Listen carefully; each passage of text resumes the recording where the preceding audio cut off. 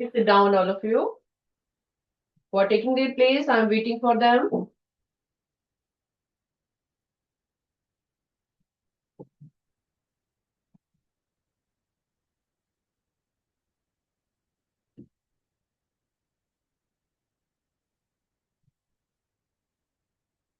Yes, wonderful. Who are sitting already? Look at your notebook, open it. Okay, set your mind to learn new things. Children who are sitting already at their places, look straight, all of you, so that you can concentrate. Tell your mind that we are going to do something important. Okay? Don't look at the children around. Stop looking here and there. Because at present you are concentrating on yourself. जब हम खुद अपने आप पे concentrate करते हैं, it means we have to look straight to ourselves. अपने हाथों को, अपनी बाजू, अपने माइंड जिससे आपने सोचना है, हाथों से जिससे काम करना है, अपनी नोटबुक जिसमें लिखना है. ठीक है? Keep notebook in front of you. Make yourself ready that you are going to do something important which you already know. You know already. You are going to use that which you know already. Okay, stop looking here and there. कोई किसी को नहीं देखेगा. Very good. Very good. अपने आप को देखो, अपने आप को सेटल करो, अपने हैंड्स को रेडी करो. Right? Very good. Good. It's wonderful to see you all once again. Your exams are nearby. Right? Your 3 chapters are coming, which I know. Is it fine? 3 chapters are coming? Raise your hand. Raise your hand. 3 chapters are coming. Yes. All right. 3 chapters में उनके name क्या क्या हैं अपनी notebook में लिखो सारे. अभी वर्कशीट नहीं देखनी हमने. वर्कशीट को साइड पे कर दो. No questions till now. We are discussing. First chapter है आपका वेरिएशन. सबसे पहले डेट डालो. Today is what? Very important date today. Write down today's date. 1st December 25. Last month of the year. Last month of the year 25. पूरे साल में आपने क्या क्या किया, क्या क्या सीखा. You have to compile that all in this month. पूरा month है आपके पास. You have 31 days. जो जो पूरे साल में सीखा आपने, वो सारा आपने कंपाइल करना है. ठीक है? In the coming days. Okay, इसमें से हाफ का आपका टेस्ट ऑलरेडी हो चुका है. फॉर न्यू चैप्टर जो आपने सीखे हैं, उनका टेस्ट अभी आपने देना है. What are they all? Variations. ठीक है? Other topic is quadrilaterals. Okay, and third chapter is line graph.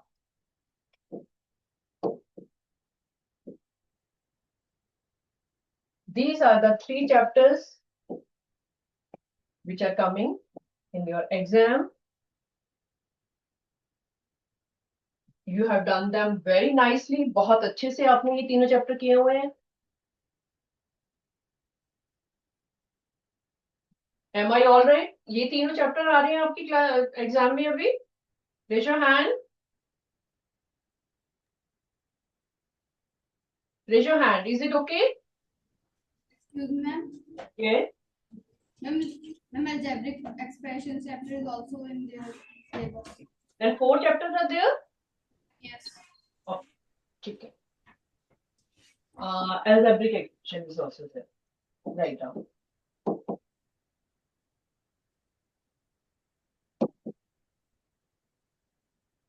Now, These 4 chapters are there and your mind should roam around in all these 4 chapters. चारों के चारों chapter आपने बहुत अच्छे से किए हुए हैं, ठीक है. First of all I must tell you कि जो वर्कशीट आपके पास है, there are mixed questions.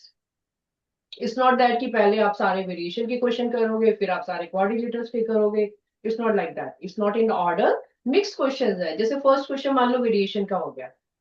Your mind will be thinking about everything you read in variation. Then you are talking about next question is quadrilateral maybe. तो quadrilateral के बारे में everything जो comes in your mind that you will apply. Okay बेटा, like this. तो आपके mixed questions हैं.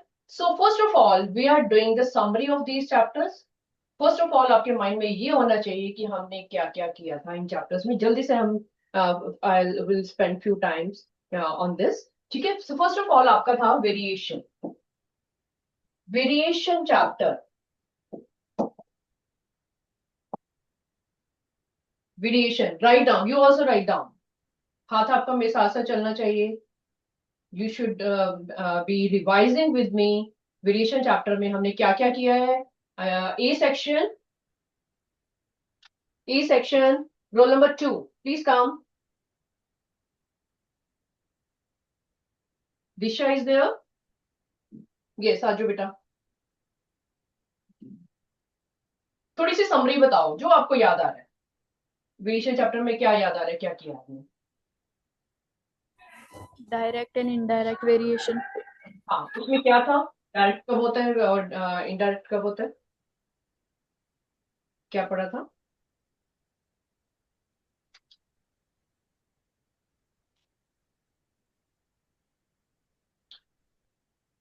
थोड़ा बहुत कुछ याद है. एक ही चीज बता दो कोई अगर याद है तो. Okay. Direct proportion x1 y2 equals to x2 and y1. Okay. Okay, sit down.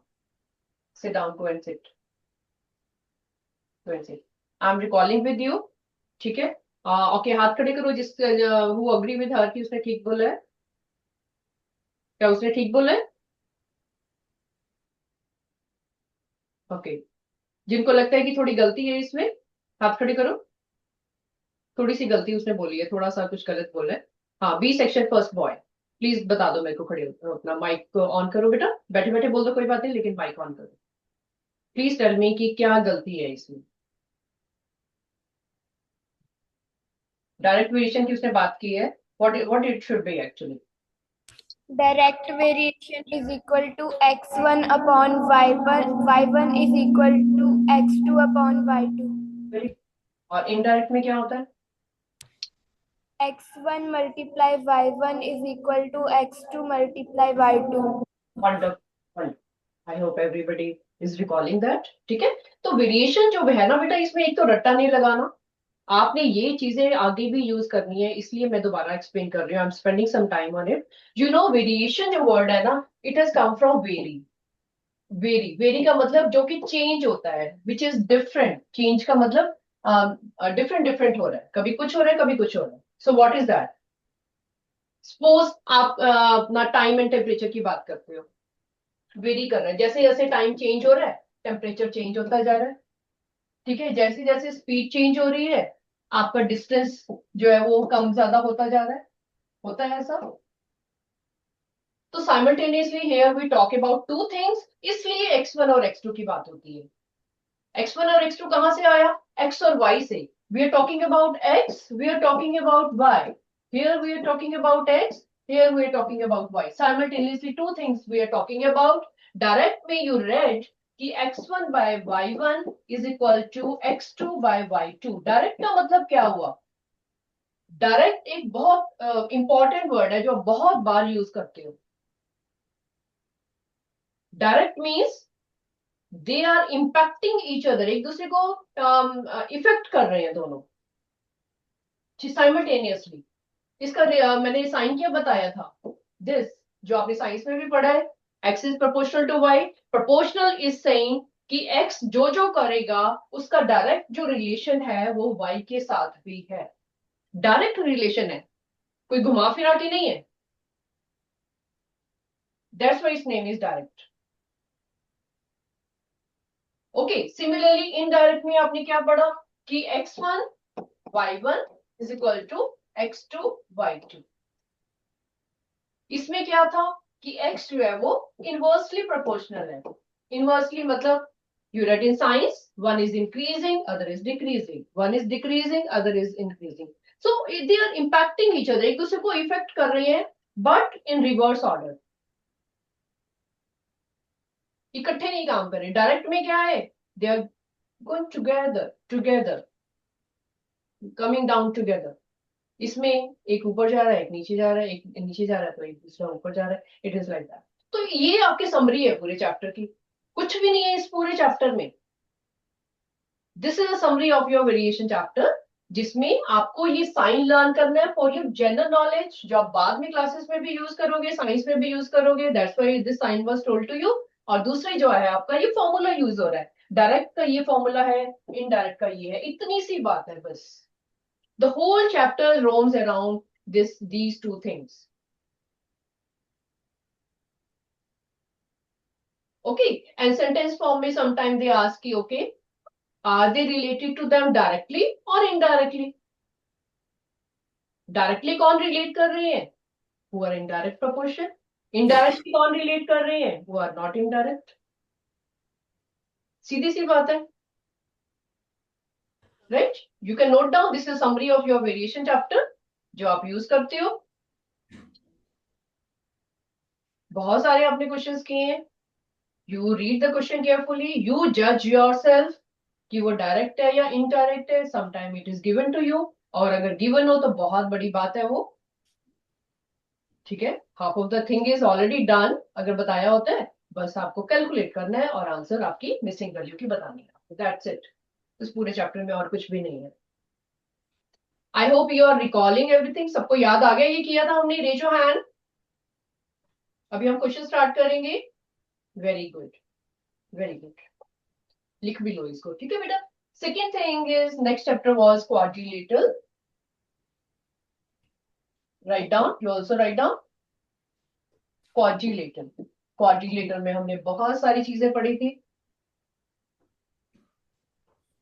ठीक है। Quadrilateral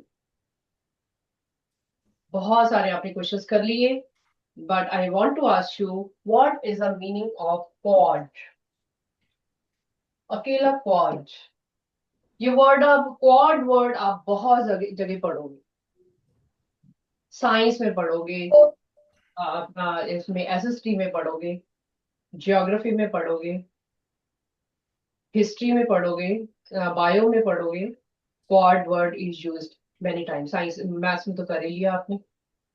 quad means what, quad means four, अकेले क्वाड का मतलब फोर। जहां भी आप पढ़ोगे, न्यूज़पेपर में पढ़ो, मैगजीन में पढ़ो, कहां भी आप बड़े होके कोई अप्रेंटिस एग्जाम देते हो, कहीं भी आप क्वाड वर्ड पढ़ोगे, पहले सबसे आपके माइंड में आ जाना चाहिए कि something is happening around four things, may be four countries, may be four people, four dogs, ठीक है। अभी मैं आपको बताऊंगी कि कैसे। तो क्वाड वर्ड मीन्स फोर सबसे पहले, ठीक है। अब इनकी जो अभी अभी रिसेंटली 25 में, अभी 25 का आप लास्ट मंथ ऑफ दिसंबर की बात कर रहे हैं, we are entering into December, last month of the year. तो इसी ईयर में 25 ईयर में 1 जुलाई 24 में, आपकी नॉलेज के लिए 25 में, आपकी जनरल नॉलेज के लिए मैं बता रही हूँ, 1 जुलाई 25 में quad countries, there were quad countries who participated together. Okay, so what are quad countries, लिख लो अपनी नॉलेज के लिए। क्वाड कंट्रीज, देश यूनाइटेड टुगेदर, क्वाड कंट्रीज ने इकट्ठे एक काम किया for their development, economic development के लिए, ओके, अपने आप को प्रॉस्परस करने के लिए, कि अच्छी हम इंडस्ट्रीज बनाएंगे, अच्छे वर्कर्स लेके आएंगे अपने आप को प्रॉस्पर करने के लिए, ठीक है। दे वर्क टुगेदर अपने ट्रेड को, बिजनेस को और बनाने के लिए, स्टेबिलिटी करने के लिए।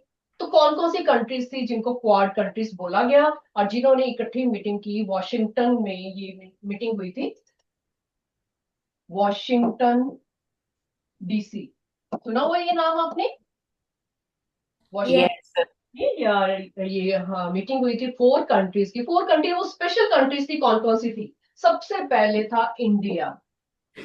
You should be proud of that, जिसने पार्टिसिपेट किया। सेकंड वाज जापान,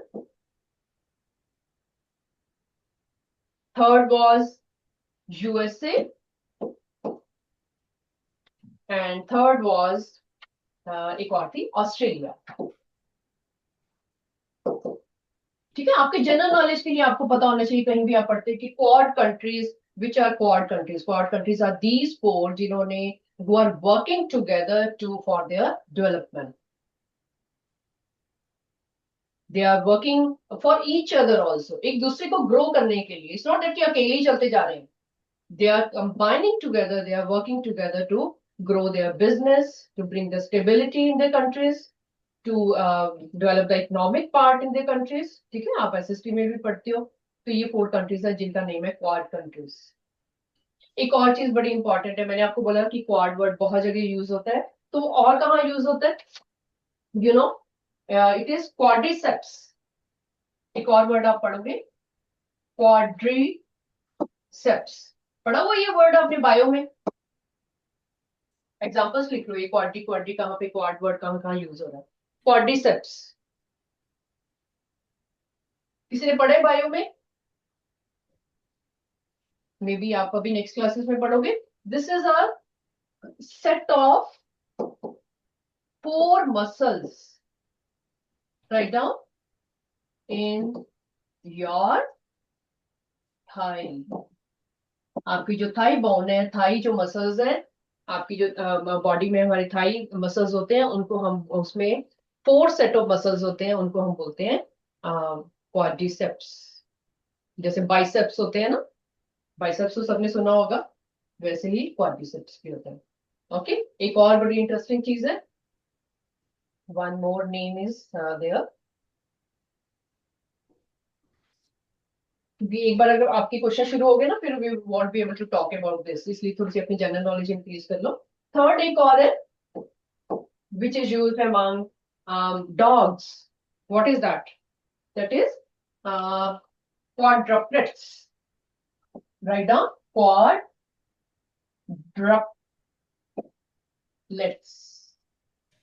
क्वाड से शुरू हो रहा है ये word, can you see? QUAD से शुरू हो रहा है। Quad, RUPLETS, quadruplets. Quadruplets क्या हुआ? When a dog give birth to 4 puppies, a set of 4 puppies जो होता है ना, उसको हम ये बोलते हैं। तो क्वाड वर्ड आप देख लो कितना यूज होता है। अपनी नॉलेज के लिए इसको लिख के रखो, और नोट्स तो आपने संभालने ही है till you grow. I told you, waste नहीं करना, बहुत मेहनत कर रहे हो आप। ठीक है, अपना पूरा सिलेबस, अपने पूरे चैप्टर, ये सारे आपके आगे 9th में यूज होंगे। यू विल बी हैप्पी कि मेरे पास रजिस्टर है, मेरे पास अपनी नोटबुक है जहां से मैं खोल के देख सकता हूँ कि क्या क्या किया था हमने। ठीक है बेटा, don't let it waste. Next is your line graph. अच्छा ओके, क्वाड्रिलेटरल में फिर हमने क्या क्या पढ़ा था? Please tell me that also. कौन बता रहा है? E section, very good. Recall करो जरा, क्या क्या पढ़ा था आपने? ई सेक्शन, कौन आ रहा है? रेशम सिंह, ई सेक्शन।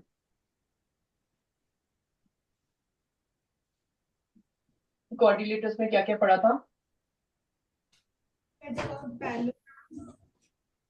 हाँ जी बेटा। Parallelograms and their properties. Parallelogram and their properties, very good. Properties में किन किन चीजों के बारे में पढ़ा? एक पैरेललोग्राम होता है, ठीक है, होता है। उसके प्रॉपर्टीज का मतलब क्या हुआ? What do you mean by that? Ma'am, what the features that it have? Pardon, एक बार दोबारा बोलो। The features that a parallelogram have. Okay. तो why we call it एक क्वाड्रिलेटरल क्यों नहीं बोला हमने इसको? क्वाड्रिलेटरल ये 4 साइडें हैं, हमने पढ़ा हुआ था कि क्वाड्रिलेटर बोलते हैं 4 साइडों को। तो why we are calling it a parallelogram? नया नेम क्यों आया है इसमें? Ma'am, because its opposite sides are parallel to each other. Parallel to each other, कुछ ना कुछ प्रॉपर्टी है उसके अंदर एक्सेप्शनल, कुछ ना कुछ नया है उसके अंदर जो बता रहा है कि इसका नाम ऐसे है। वेरी गुड, आपने डायगोनल की प्रॉपर्टी की, इसमें एंगल्स की प्रॉपर्टी की है, साइड्स की प्रॉपर्टी की है ना।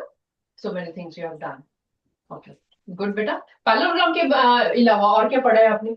This was parallelogram. और कौन कौन सी फिगर्स पढ़ी हैं आपने? Rhombus. रोम्बस। रोम्बस में क्या होता है special? All sides are equal and diagonals bisected 90 degrees.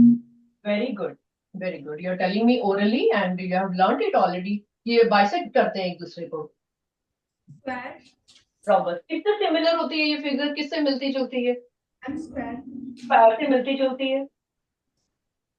But ये स्क्वायर से मिलती है लेकिन स्क्वायर से डिफरेंट भी है, you know. Sides are same, it is a square.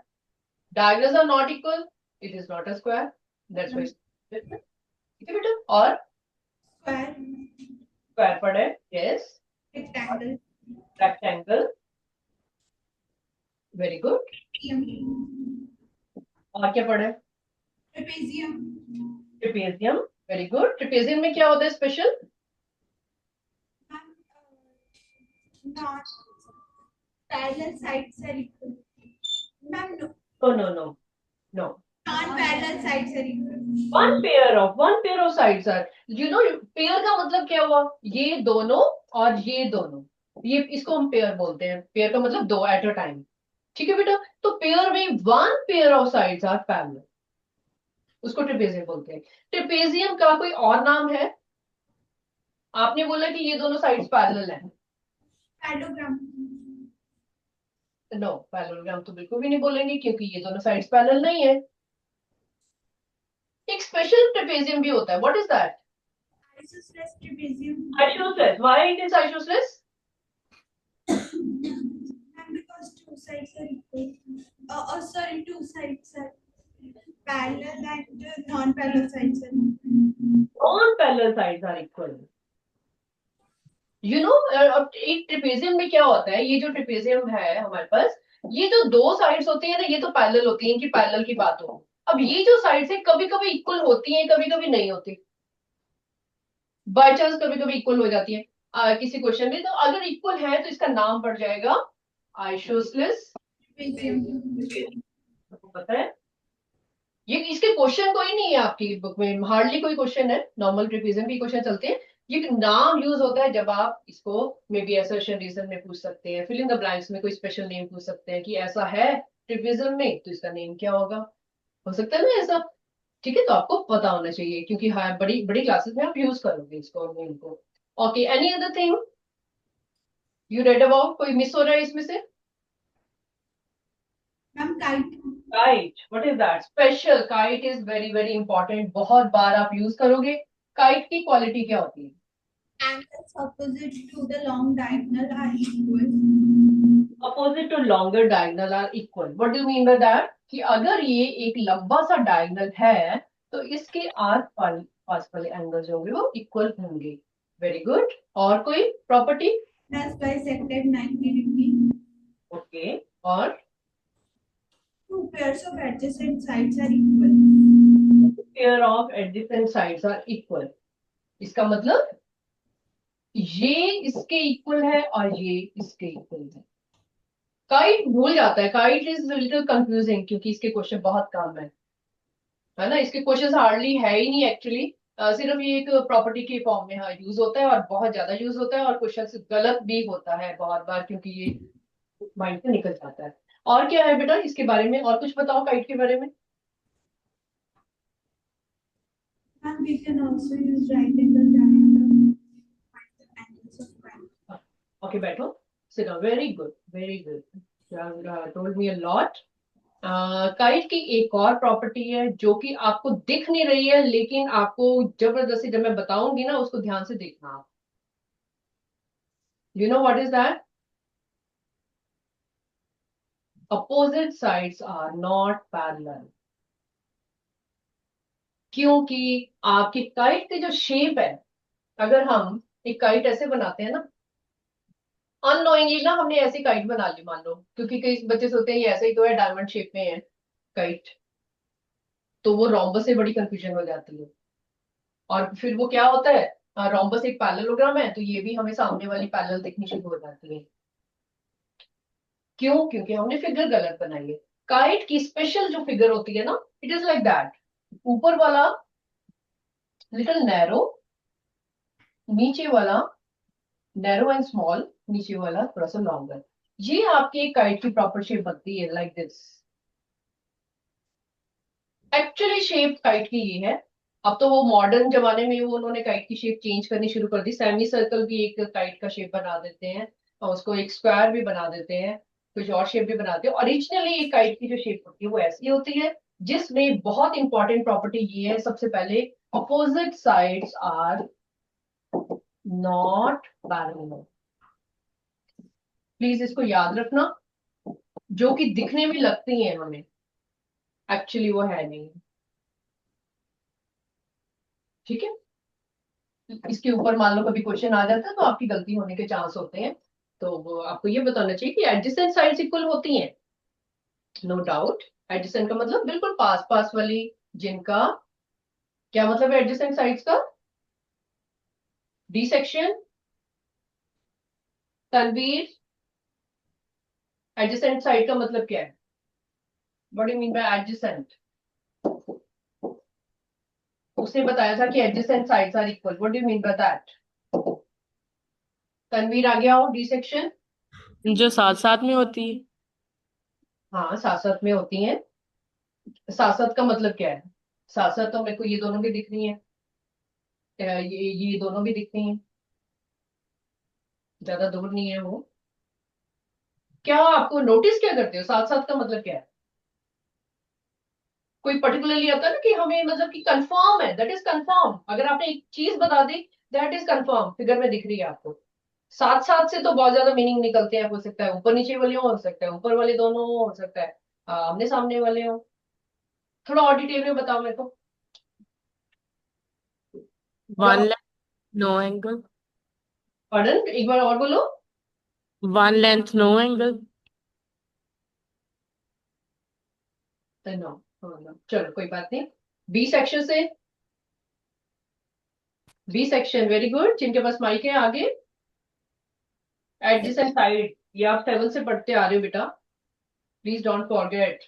9th में तो बहुत ज्यादा ये चीजें यूज होने And वाली the है। sides that are joining at same vertex. They are meeting at one point, one vertex, they have common vertex, write down। बहुत ही इंपॉर्टेंट प्रॉपर्टी है, और ये एक ही प्रॉपर्टी है, तो ज्यादा कोई ज्यादा स्टोरी नहीं है इसके बारे में। They have common vertex.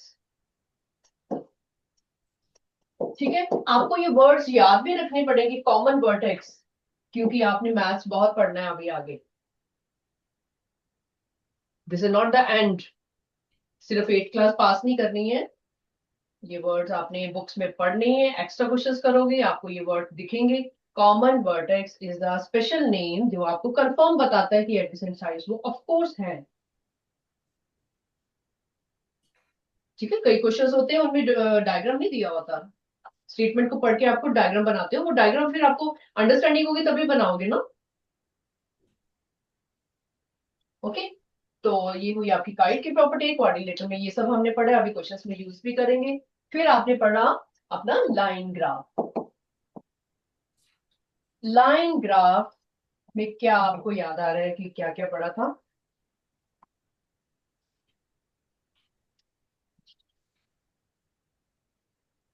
Line graph,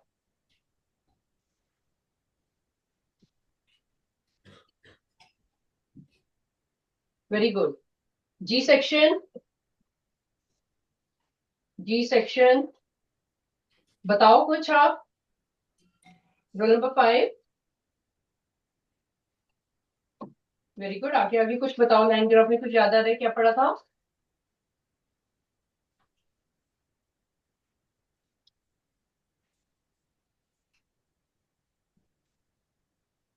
क्या क्या किया था इसमें बेटे?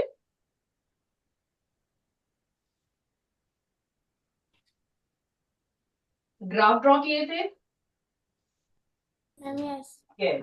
ग्राफ कैसे ड्रॉ किए थे? क्या वो सर्कल पे ड्रॉ किए थे, या फिर बार ग्राफ ड्रॉ किए थे? क्या किया था? bar graph, line graph, coordinate points and coordinate points. Coordinate point किए थे ग्राफ पे, अपने लाइन ग्राफ किए थे, लाइंस ड्रॉ की थी। बार नहीं किया था, बार ग्राफ आपने पहले किया था, 7th में किया था। बार ग्राफ नहीं आपने इसमें किया। ओके, चैप्टर का नेम ही है लाइन ग्राफ, तो इसमें लाइंस आपने ड्रॉ की थी। ओके, वेरी गुड बेटा, सिट डाउन। सो ये जब आप ग्राफ ड्रॉ करते हो तो आपके ग्राफ में क्या होता है? ग्राफ में आप एक्सिस ड्रॉ करते हो, X axis and Y axis draw करते हो, right? X axis and Y axis आप ड्रॉ करते हो, लेकिन हु टेल्स यू कि एक्स पे क्या आना है, वाई पे क्या आना है? Who tells you? You have to think it. It's not given in the question कि एक्स एक्सिस पे ये पॉइंट्स लो और वाई पे ये पॉइंट्स लो, never. You have to read the question yourself. They are talking about time and temperature. कुछ time की वैल्यूज दी हुई है, 6 AM, 12 noon, then 6 PM, maybe 8 PM। अलग अलग टाइम दिए हुए हैं, टेम्परेचर्स दिए हुए हैं डिग्री सेल्सियस में, right? 20। Depends upon why always depends upon x. Very good. कौन बोल रहा है, किसने बताया? ई सेक्शन से, ई सेक्शन से। एक बार आगे आके लाउडली बोलो, एवरीबडी शुड हियर इट। बाकी बच्चों को समझ नहीं आया अभी।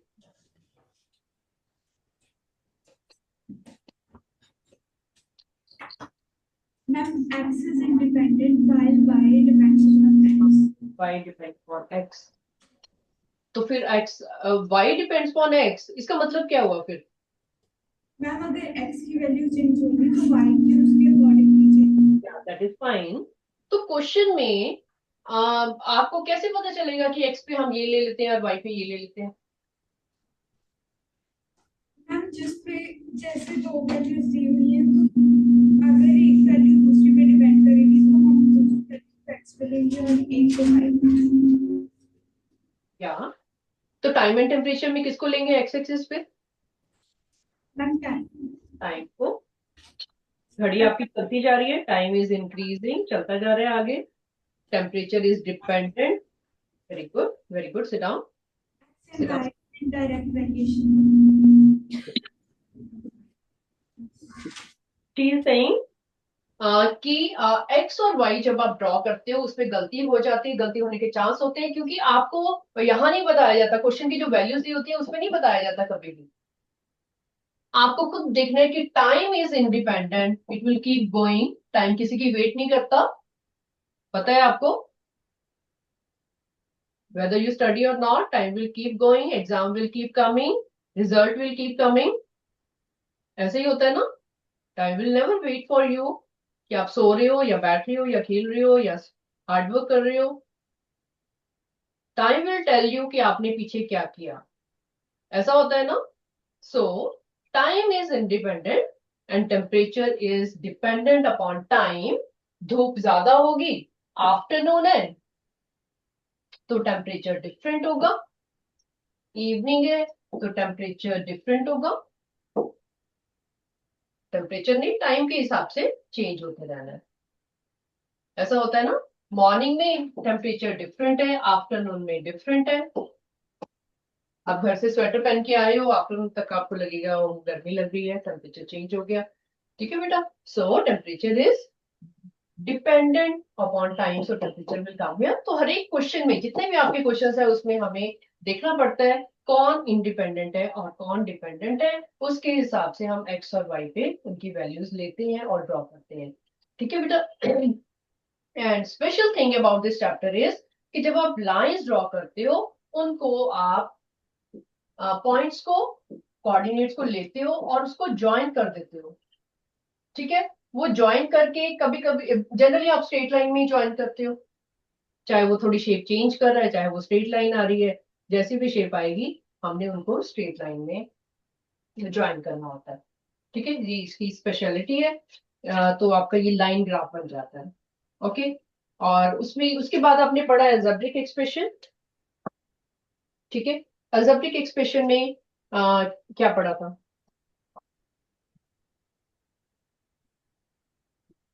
कौन बता रहे हैं? Monomial, binomial, trinomial, polynomial. है और क्या पढ़ा था? Multiplication of monomials, binomials, yes, और क्या पढ़ा है मल्टीप्लिकेशन के अलावा? addition, subtraction, division. ओके, तो जब आप एडिशन करते हो या सब्ट्रैक्शन करते हो, मल्टीप्लिकेशन करते हो या फिर डिवीजन करते हो, तो उसमें आप क्या चीज को नोटिस करते हो? सपोज मैंने एक अलजेब्रिक एक्सप्रेशन लिख दी यहाँ पे। Suppose I am writing over here 3x square minus 5x minus 7, एक एक्सप्रेशन ये लिख दी। और दूसरी मैंने लिख दी यहाँ पे 7x square minus 9x plus. Suppose मैंने दो एक्सप्रेशंस लिखी, तो मैं कहती हूँ कि इन दोनों को मल्टीप्लाई करो या फिर ऐड करो या फिर सब्ट्रैक्ट करो, कुछ भी आपने करना है इन दोनों को मिला के। सबसे पहले आपके माइंड में क्या आता है? Like terms. Like term. Wonderful, मैं यही सुनना चाहती थी। कुछ भी आप करोगे उनको, सबसे पहले आपको लाइक टर्म्स को कंबाइन करना पड़ेगा। ओके, तो आपको ये नॉलेज होनी चाहिए कि लाइक टर्म्स कौन सी होती हैं। G section, G section, roll number 10, what are like terms?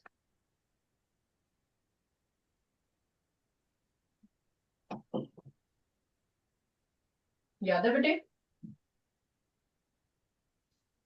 Those are like invariable. वो दो नंबर, क्या two numbers with The number which constant and variable are same. Variable is same. Same का मतलब क्या हुआ? What do mean by same? क्या x square and x same है?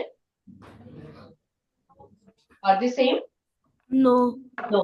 क्या डिफरेंस है दोनों में? Scale. Their powers are different, so they are not like.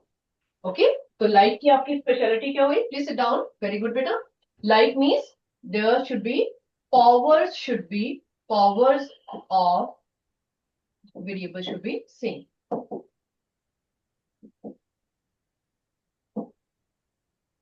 अगर वो सेम है तो हाँ, जैसे x and x, x cube and x cube power same है, तो हमें बहुत इजी हो जाता है कि उसको मल्टीप्लाई करेंगे तो पावर्स ऐड हो जाएंगी, डिवाइड करेंगे तो माइनस हो जाएंगी। जो जो आपने एक्सपोनेंशियल में रूल पढ़े थे वो सारे यहाँ पे भी यूज होंगे। ठीक है बेटा? So this is all algebraic expression. किस किस को इजी लगता है? हाथ खड़े करो।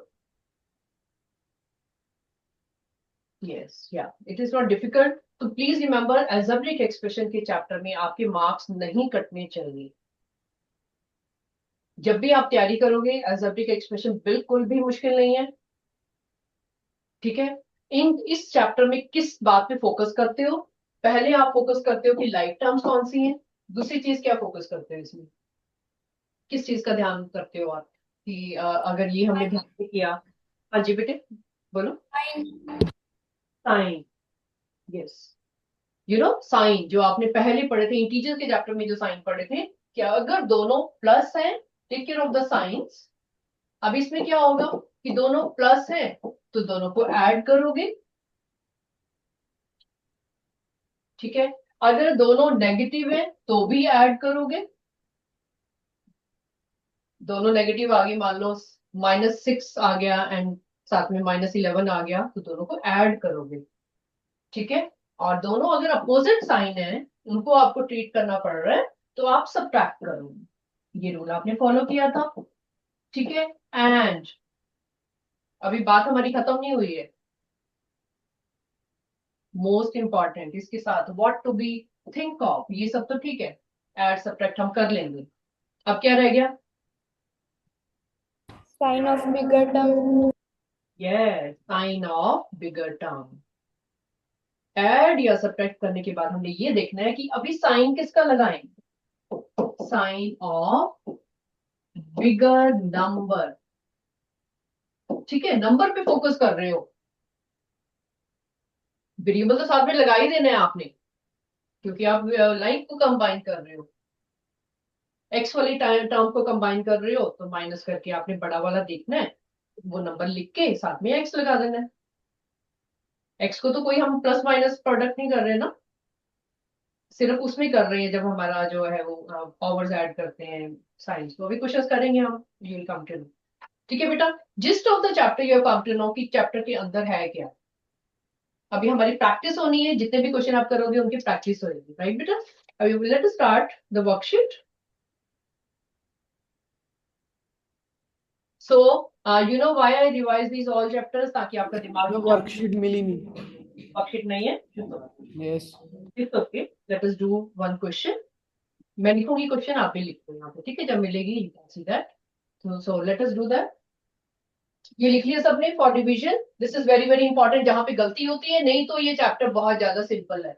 अलजेब्रिक एक्सप्रेशन में आपका आधा नंबर भी नहीं कटना चाहिए, because you know this rule since your 7th class. ये कुछ नया नहीं है, सिर्फ आपकी प्रैक्टिस चाहिए। रोज के 2 क्वेश्चन करो, सिर्फ 2 क्वेश्चन अलजेब्रिक एक्सप्रेशन के, आपके बिल्कुल भी मार्क्स इसमें नहीं कटेंगे। only 2 questions, it will take you 5 minutes only. Okay बेटा, so let us start. मैं थोड़े से क्वेश्चन यहाँ पे लिखूंगी, एमसीक्यू है यहाँ। आपको जब वर्कशीट मिल जाएगी you can answer there also. First question है आपका, if x and y vary directly, if x and y vary directly, then इसमें अलग अलग ऑप्शंस है, ठीक है।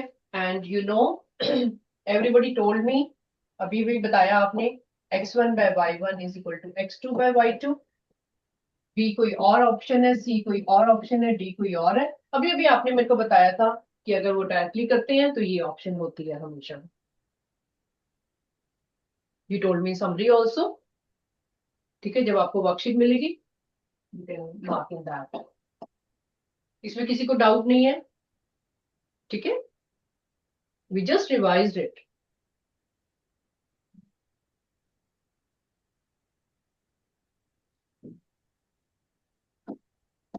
if x and y vary directly,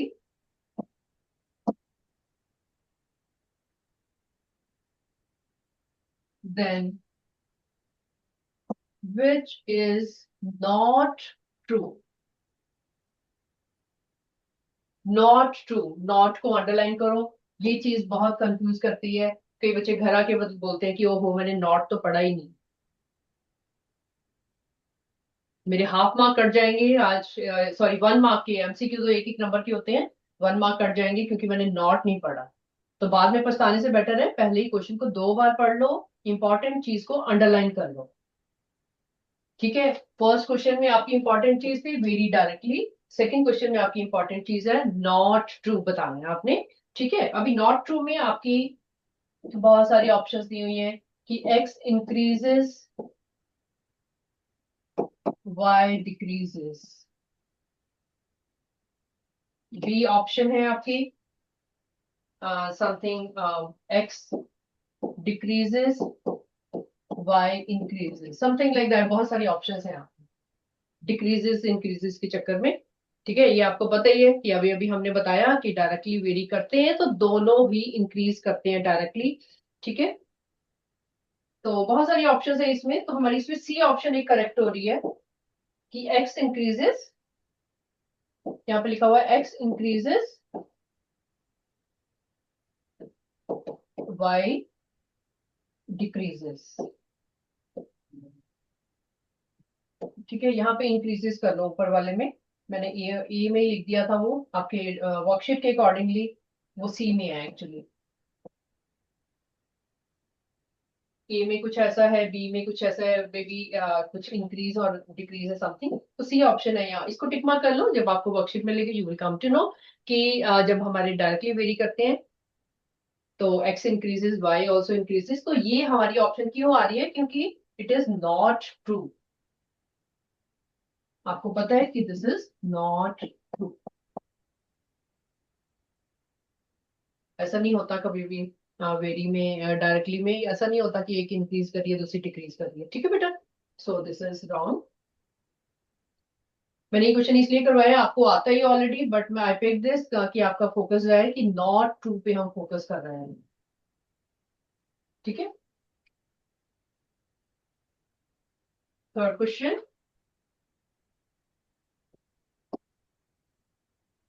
if weight of 5 books, if weight of 5 books is 4.0 kg, then the weight of 8 such books, 8 such books is dash. कौन सी chapter का question है ये? Weight of 5 books is 4.0 kg and the weight of such books you have to find out. Which chapter? Variation. Variation. Very good. Variation में you have to judge 2 things we are talking about, weight and books. You have to see direct or indirect. 2 चीजों की बात हो रही है, 2 चीजों को Time is over. I know बेटा, I'm going to close the last question. You can try at home, फिर आपको worksheet मिल जाएगी. Till here you can complete. Okay बेटा? So 2 things we are talking about. Please complete it yourself. Draw the table. You're told me कि ये direct है, तो इसका answer निकाल के आना कल. Okay? I'll ask you. चलो bye bye.